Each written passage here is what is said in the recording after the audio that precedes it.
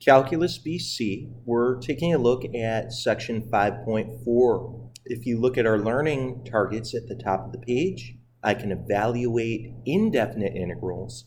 Then also I can determine displacement and distance traveled.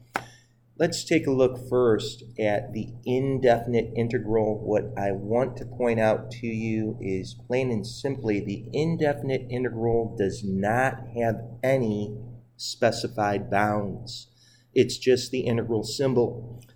Now, the wonderful thing is you already did this in section 4.9. Section 4.9, you didn't see an indefinite integral, but you were asked to always find an antiderivative in the most general form. That's what we're doing right here. Capital F is the antiderivative, and we just add an arbitrary constant. In our textbook on page 325, there is a list of some common antiderivatives, most notably with the trig functions, of course.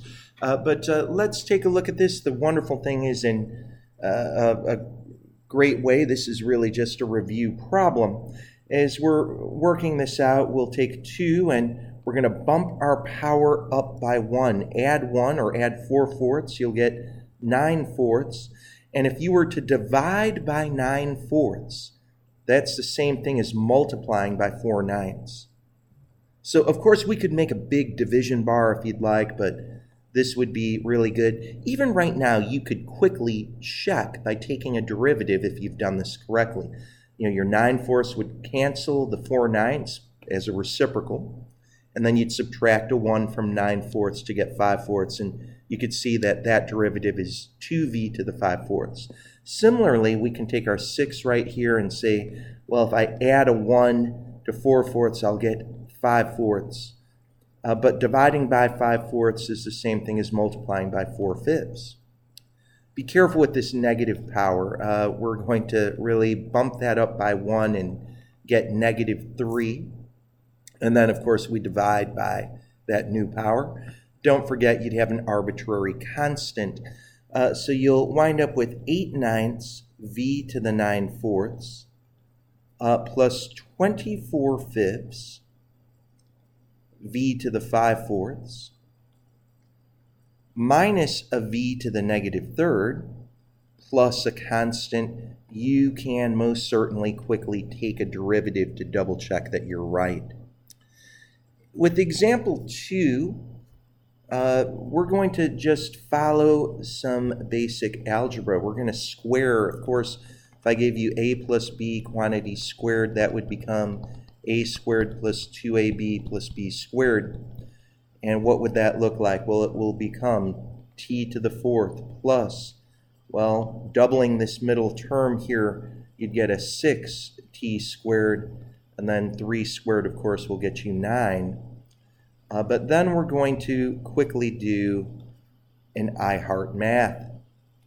We're going to take this common fraction, common denominator right here, and separate this into individualized fractions, all with that denominator of t to the 6. And we'll do some canceling.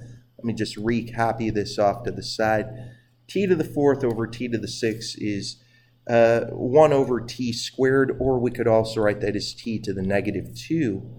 We'll say a plus 6. Well, we'd have a t to the 4th in the denominator, or we could write that as t to the -4th, and then we could say plus 9t to the -6th. At this point, just take your antiderivative, bump this up to a -1, and then divide by a -1. That puts a negative out in front. Let's see here, bump this -4 up to -3, and then we divide by that new power. We'll bump this -6 up to -5, and then we'll divide by that. And then, of course, we'll put in a constant.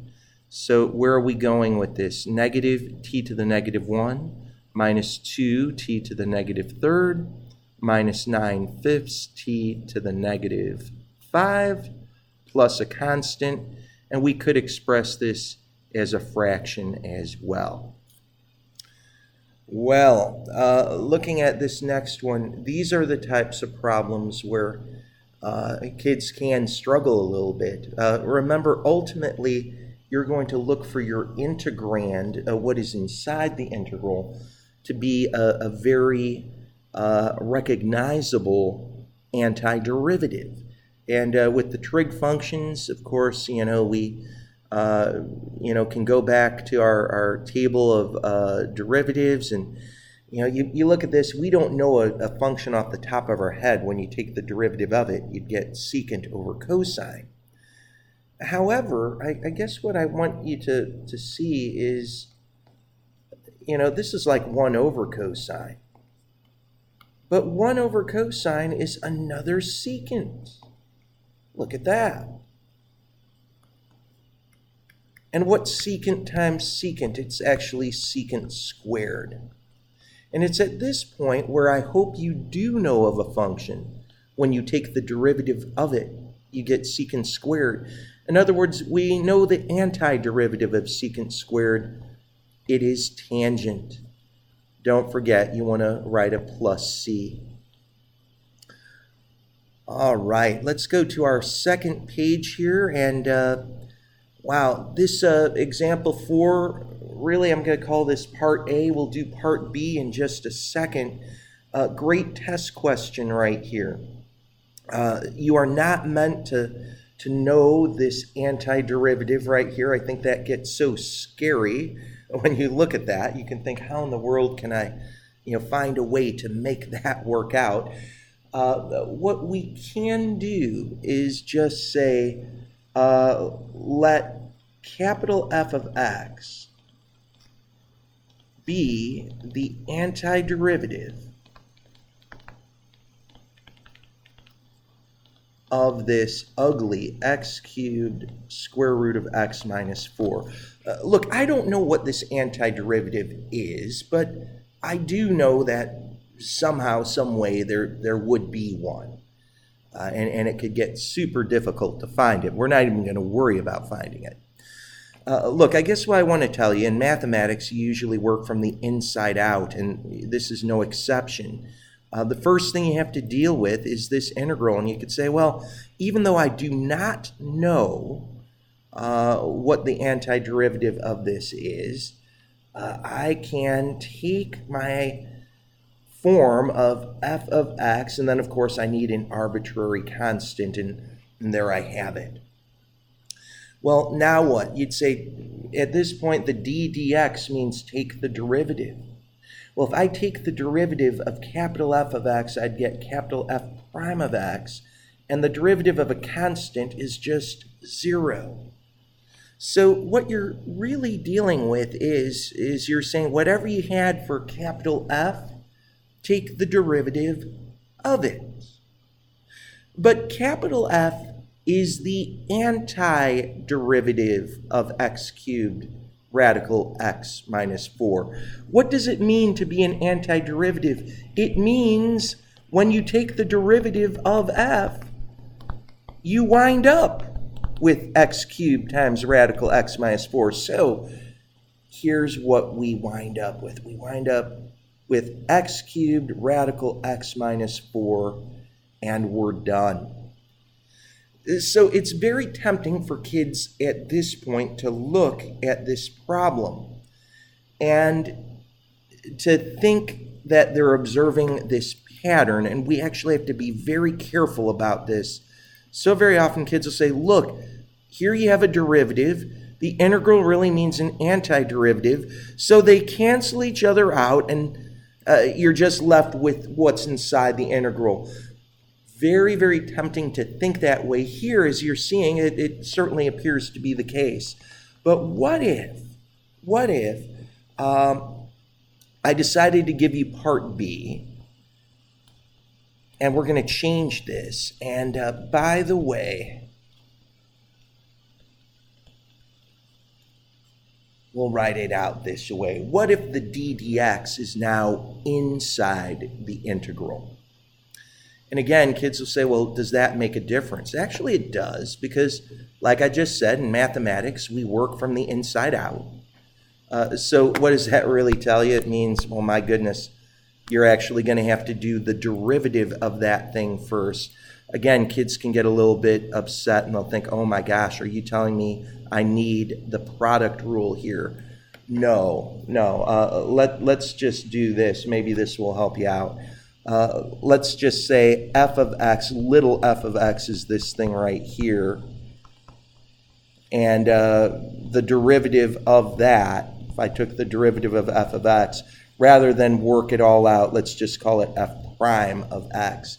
And you could say, well, that means this whole thing right here is f prime of x dx. And kids can say, okay, so I don't have to go through the pain of taking that derivative. But then what? Right now, you could say, well, I've got an indefinite integral, so I need the antiderivative of f prime. Well, that's just f of x. Ooh, don't forget, plus a constant. But what was f of x? Look at the top of the screen here. I just put some stars here. F of x is really x cubed radical x minus 4 plus a constant. Wow. So what are we getting at? Look at these two. They look like they're the same answer. They're not. One of them, the first one, is just the integrand. You can see what we were left with. The second one actually is the integrand that you have here plus a constant. Here's a shortcut to help you out. If the last thing that you're doing is integrating, you're going to have a constant at the end. You're always going to have a plus c. If the last thing you're doing is taking a derivative, then you won't have it. So I hope this is helpful. Let's take a look real quickly at a super important concept. I think usually at this part of the course, sometimes kids will say, well, you said at the beginning of the year that calculus was essentially a study of change.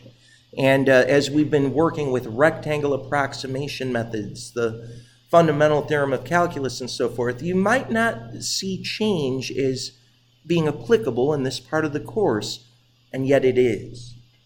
The net change theorem says that the integral of a rate of change, if you're integrating capital F prime of x, well, the fundamental theorem said take your antiderivative, you'd get f of x, and then plug in your b minus plugging in your a. And this right here is the change in f, the change in this antiderivative from x equals a to x equals b. So wow, look at this. Even in this regard, even in this problem, we're actually talking about change. Let's see how this can actually be applicable right now. In a physics application, let's say we've got a position function. And we've got a velocity function. Now, of course, velocity is the derivative of position. So if we were to apply the fundamental theorem of calculus, if I were integrating velocity, you could say, well, the antiderivative of velocity would be position, and then I'd have to plug in my t2 and t1. This is your change in position from t1 to t2. It's your net change in position. Another way to describe it is displacement. So if you are just integrating velocity, you're going to get displacement. So that is very, very important. It's a major concept. We're going to end our video right here.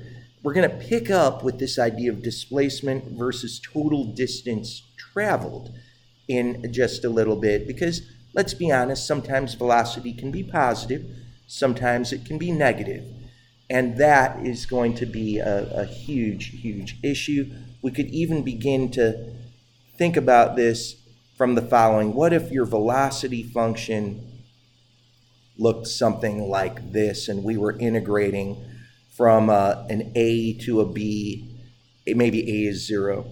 We're going to address this very soon in our next video.